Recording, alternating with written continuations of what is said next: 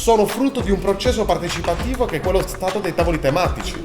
Da legare magari questa solitudine anche al fatto di creare politiche comunitarie. Oggi noi stessimo a parlare. Secondo me uno dei punti dovrebbe essere utilizzato al mondo delle campagne. Non questa sera, non fossimo là.